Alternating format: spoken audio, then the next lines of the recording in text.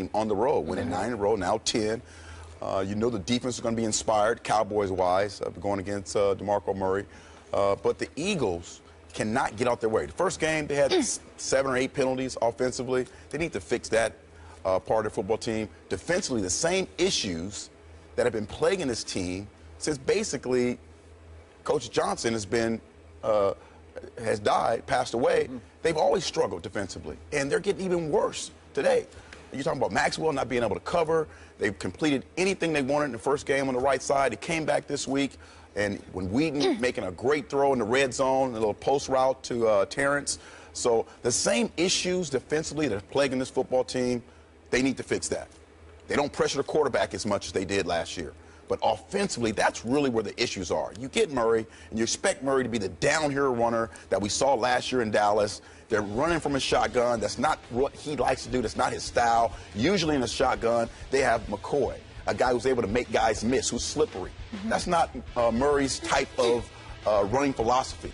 They did an outstanding job on Sproles, Dallas Cowboys did yesterday. They were inspired defense. So this can be fixed, but they first have to fix the point of running the football effectively. They need to find out. And again, are you going to install the I formation? No, they don't need to install the I formation. But offensive line-wise, you need to do a better job of sealing, giving him a hole where he can hit the hole and not go from sideline to sideline. And Chip Kelly has been successful everywhere he's been. He's going to be able to change up and make sure that his running back that he got from Dallas is able to help his football team. And the only way he's able to do that is by offensive line and getting some holes where he can run straight up and down the field. Eric Allen, I need you and folks outside of Skip Bayless. I'm talking about people that played in the NFL to define success for me. I understand where you and I are coming from. But with all due respect, I am getting sick and tired of people telling me that Chip Kelly was successful. Chip Kelly won football games. Chip Kelly never won a national championship. Right. Chip Kelly missed the playoffs last year. Chip Kelly is a good football coach. But I do believe that we have the right to sit there and say, or distinguish rather, the difference between being a winner and being good. There is a difference. Do I think Chip Kelly is a good coach? Yes, the record mandates that. Even though they didn't make the playoffs last year, even though they lost 3 of their last 4 regular season games, and they now have lost 5 of their last 6 regular season games when you consider the fact that they're 0-2 right now. There's no arguing that in 2 seasons in Philadelphia, Chip Kelly is 10-6 both seasons. He ain't 6-10. So we're going to sit there and give him credit where credit is deserved and say he's a good coach. But there's a difference between being good and being a winner. And I have yet to see Chip Kelly validate that he is a winner. So now we look at the fact that he is no longer in college and he's on the NFL level, and now he's controlling stuff because he's the de facto GM essentially, and he's calling the shots in terms of getting guys out there. Well, or getting guys on your squad. You brought Byron Maxwell into the mix. Paid him over $60 million. I remember you, Eric.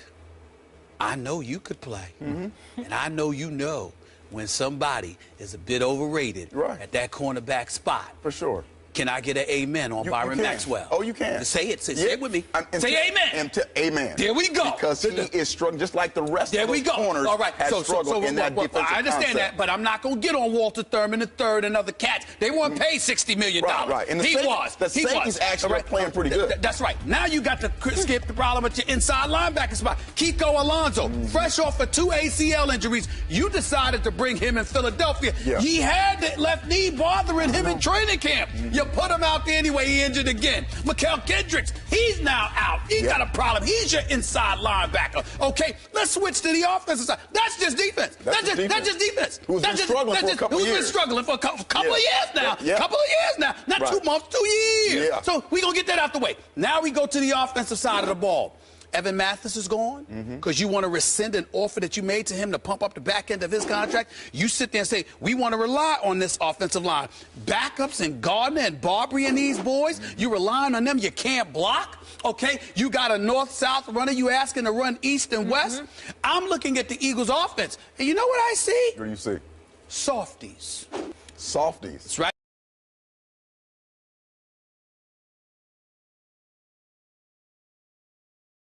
about DeMarco Murray. I'm talking about cumulatively. I'm talking about a unit. This is what I'm talking about. I'm not calling him soft. Jordan Matthews can ball. Yes. He's an elite number 2. Yeah. Just a little bit shy of being number 1. He need another year or so. All right? Don't talk to me about Riley Cooper. Damn it, he need to be on the offensive line because all he does is block. Right. Remember? That's the first time we learned that the criteria for the wide receiver was blocking instead of catching passes. Remember, we didn't know that until Chip Kelly came along, okay? So I'm just looking at these guys, Aguilar and these boys, they got to prove something. They do. First 2 weeks, the Eagles, last point, Eagles were scoreless in 5 of the first 8 quarters of this season with that high-powered offense. You know why? Atlanta punched them in the mouth in the first half. The Cowboys punched them in the mouth in the first 3 quarters. You're talking high power. They're not high powered anymore. That's where we need to. I agree with that. They lost their explosiveness. Okay, 2 years ago, Deshaun Jackson, the guy who can break the top off, he was too small, too whatever for you in the locker room. I get that, Eric. They need to find a way to get back to running the football. I want to bring Skip in here. I want to bring Skip in here. All I'm saying is this: for the first 2 quarters against Atlanta and the first 3 quarters.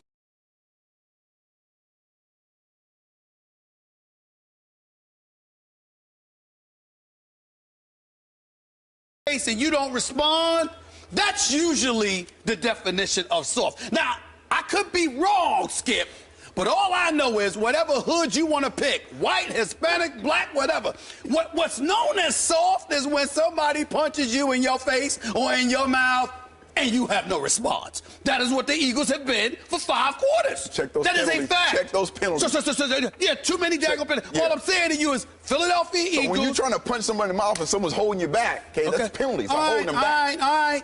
You can say that. Go ahead, Skip. All right. Go ahead. Let's hold that thought, Skip. We don't want to cut you off, and we need to take a break, so we will revisit your side when we return here on First Take. Keep it here. Skip knows softies. Hold on.